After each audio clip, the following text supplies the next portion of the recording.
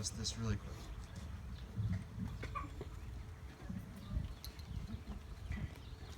Thank you for the introduction, Mr. Baumuk. And thanks to all of you for being here today. It's a gorgeous day. I'll try to keep this brief. Everything is blooming with life, especially after the rain. So I'm thankful to be surrounded by so many great people.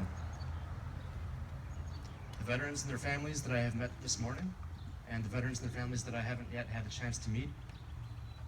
I'm thankful that my own family has traveled down from Wisconsin and Indiana. And in fact, some of the same family and friends who are here to see me today came to see me at my commissioning ceremony in Colorado, almost 11 years ago to the day. Oh.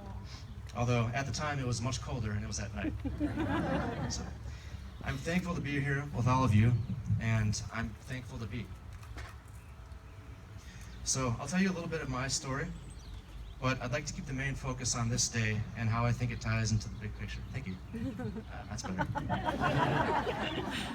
Smacks him in the face. I'll take a drink of water.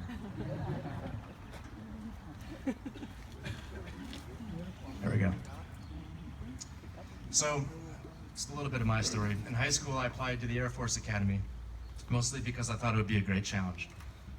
I thought if I could get through the rigors of the academy, then I would be pretty well prepared for life in general. Even back then, I had this notion that I should probably challenge myself a lot and get out of that comfort zone as much as practical. And that's an idea that I'll come back to a little bit later. Plus, the idea of being a pilot sounded pretty cool to my 16-year brain. So, with the huge benefit of a recommendation letter from the mayor of Lindenhurst at the time, Mr. Paul Baumuk, I received a congressional nomination from Congressman Philip Crane and went on to get accepted to the Air Force Academy in the summer of 2001. So the next 4 years were a whirlwind of many trials. The Academy seemed to stress test me, and I stumbled here and there, but I got back up and I kept my eyes on the goal. At the time, the goal was graduation. And on June 1st, 2005, I took the oath of office and became a commissioned officer. I made it, and that was the proudest day of my life. I couldn't have been happier to share it with my family and friends. A short time before graduation, I got a pilot training slot, and so earning my pilot wings became the next goal. Pilot training seemed designed to stress test me, and I stumbled a lot, but I always got back up, and I kept my eyes on the goal. After 2 years of flight training, I earned my pilot wings, and finally I was an Air Force pilot. I made it. I started flying the C-130 Hercules, and for those of you that are not familiar, the C-130 is the workhorse of cargo planes. 4 giant propellers we sometimes call the 4 fans of freedom, giant oversized tires, and an impressive stopping ability allowed us to fly pretty much anywhere in the world as long as we had a dirt strip about a half mile long. And as anyone who has been a passenger in a C-130 can tell you, it is not a first-class experience.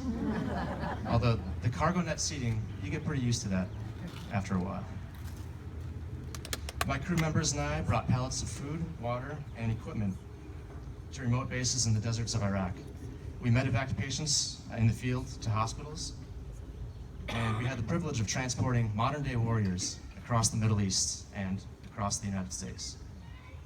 In 2013, I had the opportunity to leave active duty and start flying C-17s for the Air National Guard in New York, so I took it. Why C-17s and why New York? Mostly because I thought it would be a great challenge. It was a new mission, a new location, and a new way to approach my flying career.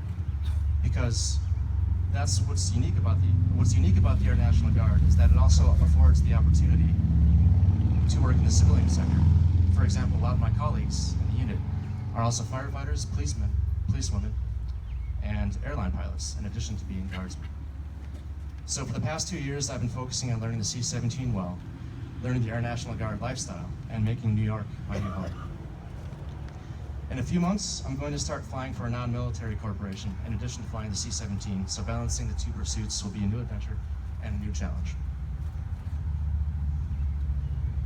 So, why do we remember today? Today is Memorial Day, although there are some who still call it Decoration Day. And this year it happens to fall on May 30th, which was the traditional date used even though in recent years it has been the last Monday in May. Memorial Day is not like other holidays. We celebrate today differently. We celebrate today with reverence and with respect. And we honor the men and women who passed away in the service of our country, because the truth is, they gave us our freedom. Since the weather is warmer, it is also a convenient opportunity to get together with family and friends. And of course, there's nothing wrong with this. In fact, I think that an important part of respecting their sacrifice is expressing thankfulness for the family and friends we have in our lives today. So I think tone makes all the difference on a day like today. And by that, I mean tone of thought, on a very personal level. The main idea is to remember and honor the sacrifice of our fallen service members in whichever way is most meaningful to you. To some, that means adorning a gravestone with an American flag or a bouquet of poppies. And to others, honoring the fallen can simply mean pausing on Memorial Day, traditionally at 3 o'clock p.m., but any time of day is okay, to think about the sacrifices made.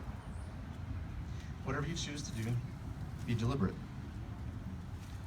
And by the way, remembering in this way, I think, starts to change us.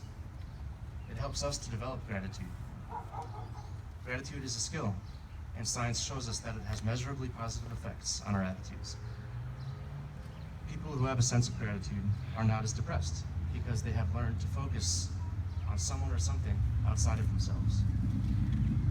Quite a few CEOs, generals, and other world leaders actually keep a gratitude journal that they make an entry in once a week or so.